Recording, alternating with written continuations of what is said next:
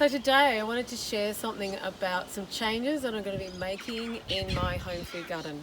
And permaculture teaches us to self-regulate and apply feedback. And look, that applies to everything in life. You really need to know, am I doing well? Is what I've got in the garden working, or does it cause issues, and do I need to change it?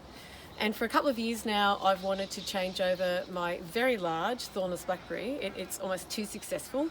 And you can see some of the really triffid-like new growth coming here, which I'll talk about in a minute. But I'm going to, at some stage soon, in autumn when it's finished, I'm going to take this out, give the plant to a community garden nearby, and put in, instead, a more compact version. Now, Waldo is the most compact, so I'm going to go for that. But because it's so small, I'm going to actually put 3 plants in. So they only get to 1.5 high, say, and I've never grown them before. I've seen them in clients' gardens, but I haven't planted them, so this will be a new experience for me. However, this is what you get in response to planting a regular thornless blackberry. So this is a huge plant. Now this plant could easily reach 3 or more meters high, 3 meters high, by say 5 to 7 meters wide. So I've managed to try and keep it lower, generally by pruning. It's got a bit out of hand. And then I've spread it right around half this enclosed, what was an annual veggie patch before it was gradually taken over by my perennial vegetable obsession collecting and a lot of other berries. So this is just a little bit too hard to manage. But one thing I'd like to mention where you see this is here we see the last of some of the late summer, early autumn blackberries.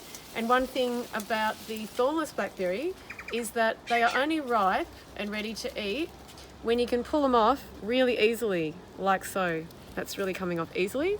And that's when they're at their sweetest. A little bit tart, but good.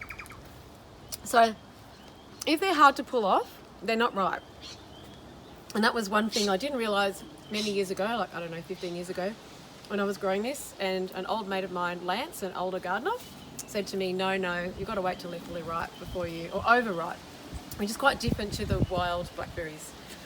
So that's one thing that people may not realise. The other thing is that when you have your fruiting wood, or your, the canes that are fruiting, people then get this new growth, because this happens at the same time. It's a very common mistake that gardeners make, is to think, well, I've got all this fruiting plant, what do I need this growth for? This is wild and crazy, I need to get rid of this.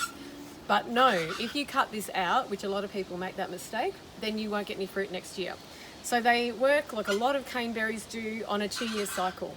So this year, all of this produces fruit, and some of these shriveled up in some mouldy, horrible, good rain we had, but it was just too wet for the blackberries and they shriveled up under cover with the humidity and fungal diseases.